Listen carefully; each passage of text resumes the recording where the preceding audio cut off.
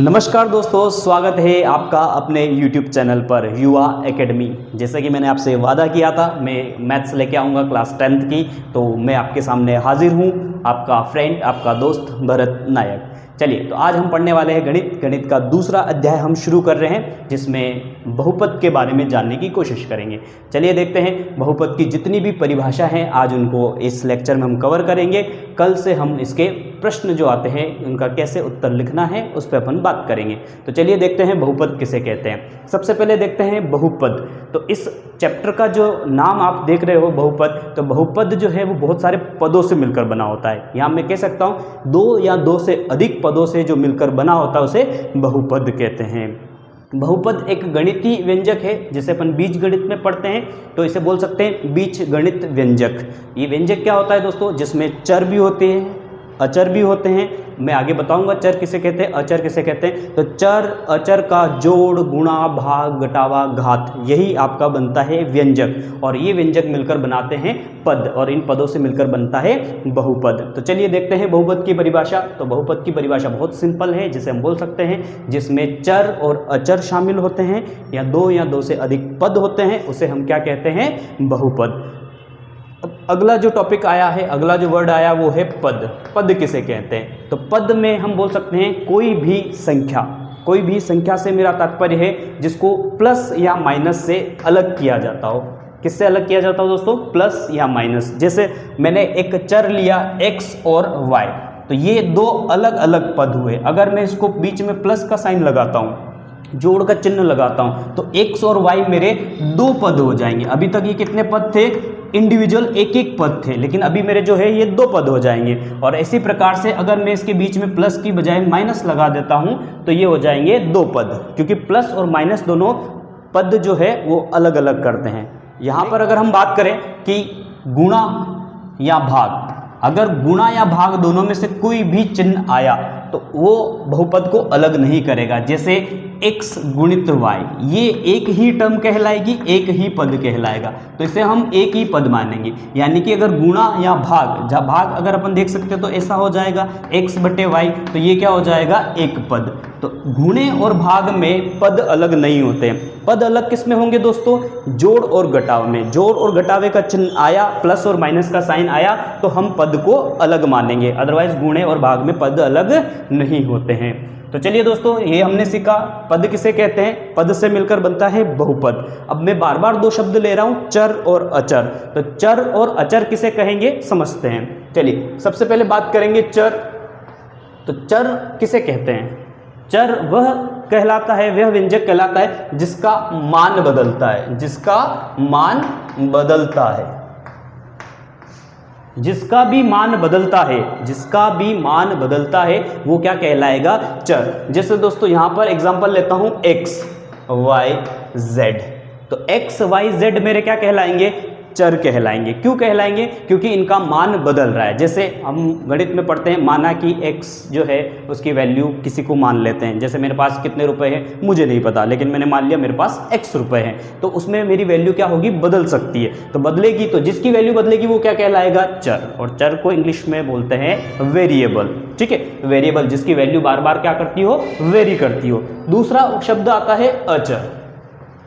चलिए, तो अचर में हम देखेंगे दोस्तों, अचर वह संख्या होती है जिसका मान नहीं बदलता है। तो जिसका मान नहीं बदलता है, मान नहीं बदलेगा, मान नहीं बदलता है, वो क्या कहलाएगा दोस्तों, वो कहलाएगा आपका अचर। जैसे कोई संख्या हो गई, गिनती हो गई, 0 1 2 4, कुछ भी आप मान सकते हो। तो ये सभी संख्याएं हैं, फिक्स है, जो वैल्यू होगी वही रहेगी, बदलेगी नहीं। तो जिसका वैल्यू नहीं बदलता है वो कहलाएगा अचर, और जिसका मान बार बार बदलता है वो क्या कहलाएगा दोस्तों, चर। तो चलिए आज हमने परिभाषा पढ़ी। इसमें पहले हमने देखा बहुपद किसे कहते हैं, फिर हमने देखा पद किसे कहते हैं, पद से मिलकर बनता है बहुपद, और बहुपद है बीजगणितीय व्यंजक जिसमें चर और अचर शामिल होते हैं। तो चर हमने देखा जिसका मान बदलता है, और अचर हमने देखा जिसका मान नहीं बदलता है। चलिए दोस्तों अगला टॉपिक हम शुरू करते हैं, इन्हीं के बेस पर घात।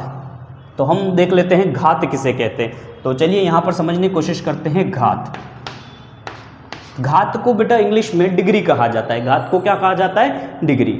एक्चुअल में जो पावर लगाई जाती है, जिसे हम इंग्लिश में पावर बोलते हैं या फिर डिग्री कहते हैं, वो क्या होती है? जैसे मैंने यहाँ लिखा x की घात 1, तो x की घात ये क्या हो जाएगी 1। एक्चुअल में x की क्या पावर है? पावर का मतलब होता है कि वह उसका कितना गुना है, x का कितना गुना है। मान लो यहाँ पर मैंने लिखा x की पावर 2, तो यानी कि x में x का गुना कितनी बार होगा? 2 बार होगा, x इंटू एक्स, तो वो पावर हो जाती है, वो घात हो जाती है, तो उसे हम घात कहेंगे। तो ये घात जो है दोस्तों, ये अलग अलग हो सकती है। जैसे आप यहाँ पर 2 चर एक साथ ले लो, x प्लस वाई, इसकी घात में मान लेता हूँ 2 और इसकी घात मान लेता हूँ 3। तो ये मेरे पास एक व्यंजक है, और इस व्यंजक में अगर मैं आपसे पूछूं कि इसकी घात क्या होगी, तो यहाँ पर अपने को बेटा 2 घात देखने को मिल रही, x की भी देखने को मिल रही, y को भी। तो इसमें हम देखते हैं अधिकतम पावर किसकी है, अधिकतम घात किसकी है,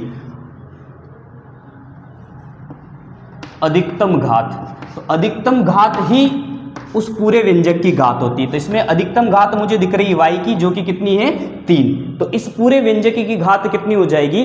3 हो जाएगी दोस्तों। तो इस प्रकार से कितनी भी बड़ी आप घात हो, तो जो पूरे व्यंजक की घात होगी वही आपके पूरे व्यंजक की क्या हो जाएगी? घात। जैसे मान लो x की पावर यहाँ पर 50 है, 50 है, और यहाँ पर y की घात मैंने ले ली 40। तो बताओ इसकी क्या है? तो इसकी अधिकतम घात बदल गई है, तो इसकी अधिकतम घात कितनी हो जाएगी बेटा? 50। यानी कि इस पूरे व्यंजक का आपको घात निकालना है तो आपको बताना पड़ेगा 50। चलिए, तो हमने घात को देखा, घात को समझा। चलिए आगे हम समझते हैं कि गुणांक किसे कहते हैं।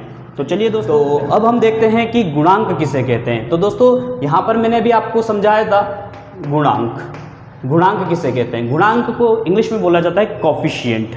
तो समझते हैं, जैसे मैंने यहाँ पर लिखा x प्लस वाई बराबर 0, तो ये मेरा एक व्यंजक हो गया, एक समीकरण का रूप ले लिया, जिसमें भी बराबर का चिन्ह आता है वो समीकरण कहलाता है। जैसे यहाँ पर x प्लस वाई बराबर 0, तो ये मेरी एक समीकरण बन गई। अब कौन से समीकरण है इसको अपन आगे पढ़ेंगे, समीकरण भी अलग अलग प्रकार की होती है, हम उसमें आगे बात करेंगे। तो अभी यहाँ पर देखते हैं, ये x मेरा क्या है बेटा? चर। क्यों है? क्योंकि मैंने बोला था जिसका मान बदलता है वो क्या कहलाएगा? चर। तो ये मेरा क्या है? चर। और ये मेरा क्या है? चर। दोनों ही चर है, अलग अलग चर है, एक x है और एक y है। तो इन चर के साथ में जो होते हैं, जैसे मान लो मैं यहां लिख देता हूं 2x, तो x के साथ में कौन है? 2, तो ये 2 इसका क्या हो जाएगा? गुणांक। मतलब जो भी चर के गुणे में होगा वो उसका गुणांक कहलाएगा। जैसे यहां पर देख लेते हैं, -x² plus Y equal to 0, ये एक व्यंजक है जो अपन ने माना है। तो मान लेते हैं यहां पर मैंने पूछा आपसे x² का गुणांक कौन है, तो आप देख पाओगे x² के साथ में कोई नहीं है। तो जिसके साथ में कोई नहीं होता है उसका गुणांक होता है 1, और साइन लग रहा है माइनस का। तो बताइए दोस्तों इसका गुणांक क्या हो जाएगा? x² का गुणांक हो जाएगा -1। और अगर मैं आपसे पूछूं y का गुणांक कौन है, तो यहां भी आपको कोई डिजिट नहीं दिख रही, संख्या नहीं दिख रही है, तो इसका गुणांक भी कौन हो जाएगा? 1, लेकिन धन का चिन्ह इसलिए प्लस में आएगा। तो y का गुणांक हो जाएगा 1 और x² का गुणांक हो जाएगा -1। अब यहां पर आपको कहीं z नहीं दिख रहा होगा, और मैं आपसे पूछ लेता हूं z का गुणांक बताइए। कभी भी किसी भी व्यंजक में जो दे ही नहीं रखा है, जिस चर का हमने जिक्र नहीं कर रखा है, उसका अगर आपसे गुणांक पूछे तो बेटा उसका जो गुणांक होगा वो 0 होगा, 0 होगा। अगर z मैंने पूछा और z इस पूरी समीकरण में नहीं है तो उसका जो मान है होगा वो क्या होगा? 0 हो जाएगा। तो चलिए दोस्तों, यहाँ पर हमने देखा गुणांक किसे कहते हैं। अब हम बात करते हैं, जैसे मैंने आपसे बात करा था समीकरण अलग अलग प्रकार की होती है, तो यहाँ पर जो के ऊपर डिपेंड करती है, लेकिन जो इंपॉर्टेंट है बार बार यूज होती है वो मैं 3 आपको बताने वाला हूँ। जिसकी भी घात 1 होगी, जिस भी समीकरण की घात 1 होगी, जिस भी चर की घात हाईएस्ट पावर अधिकतम घात 1 होगी, वह रेखिक समीकरण कहलाएगा। क्या कहलाएगा दोस्तों? रेखिक समीकरण कहलाएगा। चलिए, पहला पॉइंट समझ में आ गया। रेखिक समीकरण किसे कहते हैं? जिस समीकरण की घात 1 होगी वह रेखिक समीकरण कहलाएगा। जिसकी घात 2 होगी उसको हम बोलेंगे द्विघात। हम क्या बोलेंगे बेटा?